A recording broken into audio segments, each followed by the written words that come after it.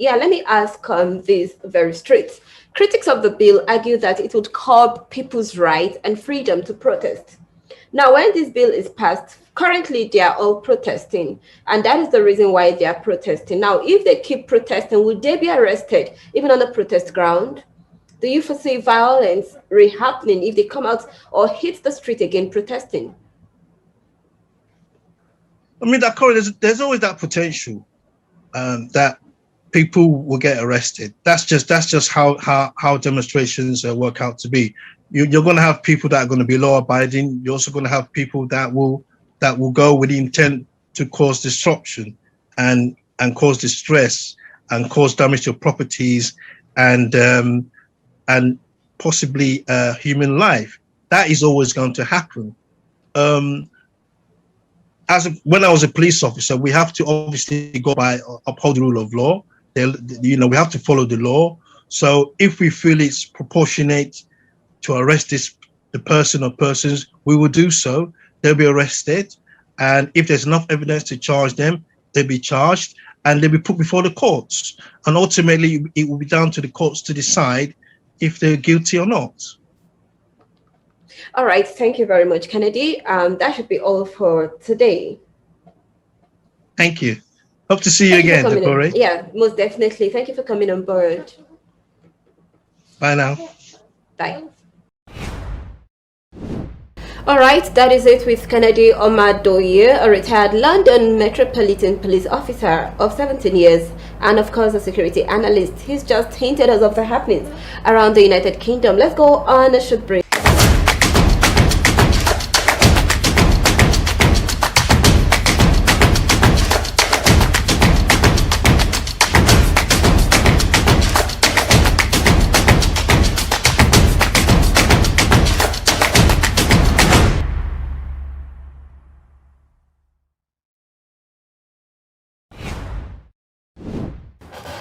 Welcome back. Now on the happenings around the United States of America. On Thursday, the United States President Joe Biden holds the first formal news conference of his presidency at the White House.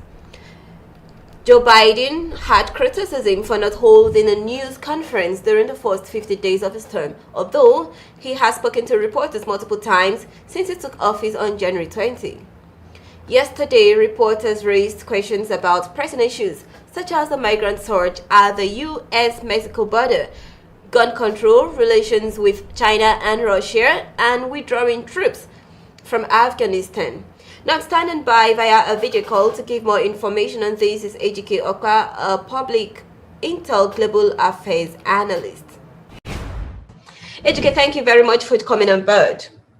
Well, thank you for having me on your show. So good to see you. Now tell me, how was the press conference with Joe Biden and how did Americans receive it? Well, anytime the president gets opportunity to speak to us, we listen, but, part of it is politics, and then part of it is what we see what happens after the fact. And then if it's something that the Congress is going to join in with him or something the Congress is going to oppose. But, as the president, he has to come forward and say something. And then we wait to see, is there a policy because of executive order, or is it something that is already the Congress has approved and we are just going to get it done? I think yesterday he spoke about having 200 million people vaccinated. That's within his 100 days in office. I mean, we commit to that 100 days in office, and I don't think it's going to happen. But then again, it creates that excitement. Okay, all right. Now, talking about the border crisis, which happens to be a security issue, do you think Joe Biden is sidestepping the border crisis? Do you think so? Yes, he is, because when he ran, one of the things to get votes. Remember, one thing is to campaign, and then one thing is to govern. So during the campaign, to appeal to those people who he thinks their family here are going to vote for him, or to make it look sympathetic to the outside world. He said that's going to, the walls are going to come down, no border control, just come one, come all. And another thing, that's how America needs to survive. If you want to come to this country, come legally. So you can avail yourself of the opportunities when you start to break the laws and jump the fence and you know break into our country. I think nobody will like it. Even in Nigeria, we don't want people breaking into the law. America is our home. I think when we take the issue of country as home, then we have a personalized attitude to it. Nobody wants their home to be broken into.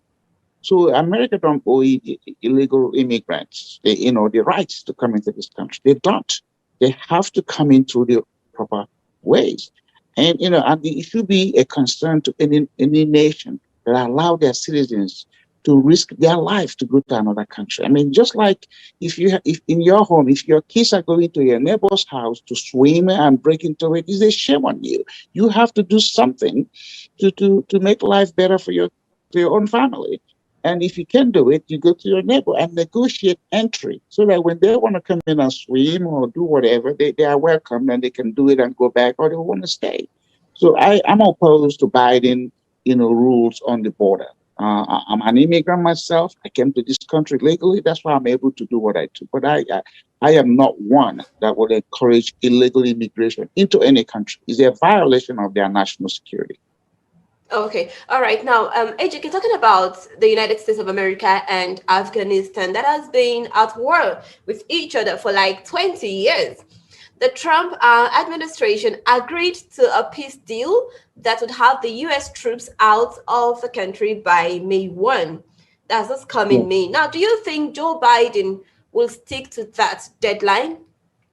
Well, I don't know what it's going to do, but I mean, we Americans are tired of shedding our blood for countries that don't even want to do their own thing. I wouldn't want to. I wouldn't want to see an American soul life lost because of an irresponsible country that can't get their own acts together. For whatever reason we've done this in the past, we should stop.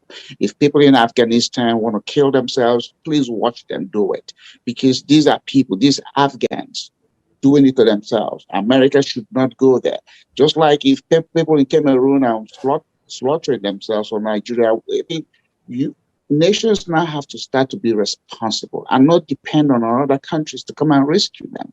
If I can understand if it was during the colonial time or slavery time, when people who are not native to you are your governor general and all of that. But now every nation is governed by people that are from that country. So why don't you guys get it together? Why are you slaughtering yourself? Why are you killing women? Why are you restricting women? I mean, a lot of us are product of women. Nobody came from the lab. So yes, I think no American soldier should die anymore because of another country's irresponsibility. However, if they attack us, we take the war to them. But if they cannot get their acts together and get into the business of slaughtering themselves, for me personally, I'll watch it. We should not have to go and waste our blood and our resources fighting or defending irresponsible countries. All right. Thank you, Ejike Okpa, for that update coming from the United States of America. We love to see you every time, and thank you for coming on board. Well, thank you for having me. I'm glad to add content to what you're doing. Your studio looks very magnificent. I'm proud of what you're doing, and I'm sure one day Thank you'll you be on very the map. much. Thank you. Thank you. Thank you very much. And that is it with the United States updates with AGK Okpa. Do stay tuned. More information coming on your way after this break.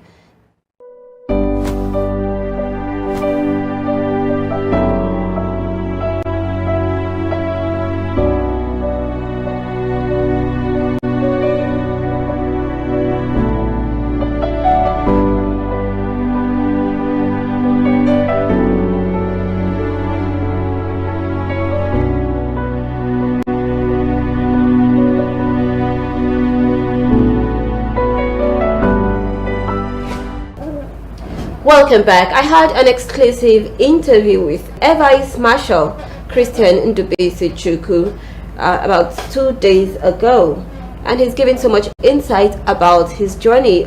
Like they say, he was the chief of air staff that Nigeria never had. Take a listen and enjoy.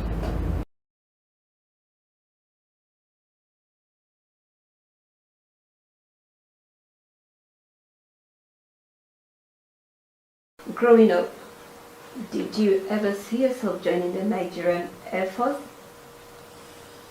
Growing up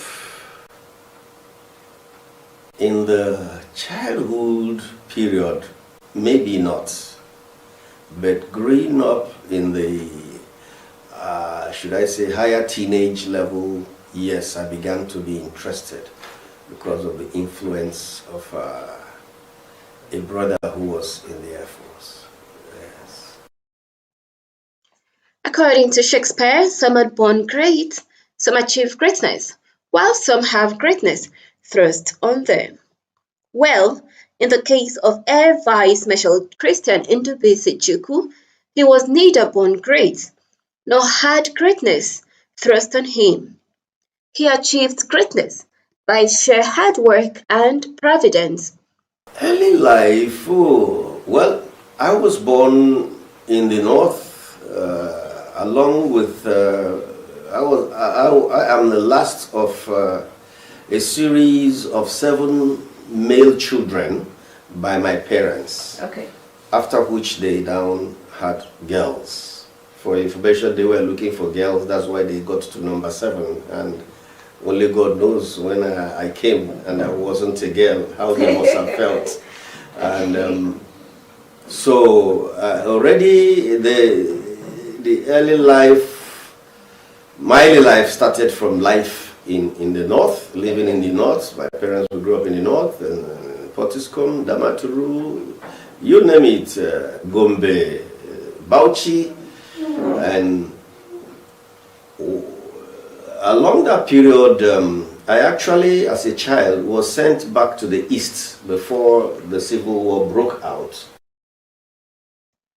Every child of Christian's age who was in eastern Nigeria during the Nigeria-Biafra Civil War would have experienced spectacular incidents that would never escape his or her memory.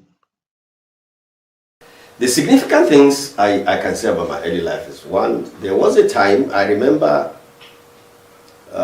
fighting with a very big boy, Okay. an overgrown boy that was always giving us a tough time when we were close to school. He was beating up everybody, and that was in Geshua, where I was with my father. He was a granite pyramid manager. But each time we went home, there was this boy, big, but I was small, and I knew I had some energy. So one day I had to take him up. To cut the story short, everybody was afraid of him, and I beat the nonsense out of the boy, and they were all clapping for me, and even myself, I was surprised that I had that much energy. And so that's one episode. And when I now got home, I was sent back to the village, and they were looking at me as when you come from the north in the east, they look at you as you know, you are not a strong boy. Yeah. So they had all this wrestling and boxing we do in the villages, and they were always pairing me with somebody. They would make sure would beat me, but they were surprised that I was equal to the task and was beating them. Air Vice Marshal Chukwu was the 7th son of 10 children, 7 boys and 3 girls. Christian's first elementary school was St. Mary's Catholic Primary School, Damaturu. Following the civil disturbances that led to the Nigerian Civil War, all Igbo residents in the north who survived the period returned to their towns. Christian's parents and siblings were no exception. They were back home to Nenwe in 1967, and Christian was enrolled at St. Teresa Primary School, Uweze, Nenwe. He always comes first in class. From primary 3, he was given a double promotion to primary 5. He was exceptionally good in written and oral English to the point that other pupils nicknamed him English Boy.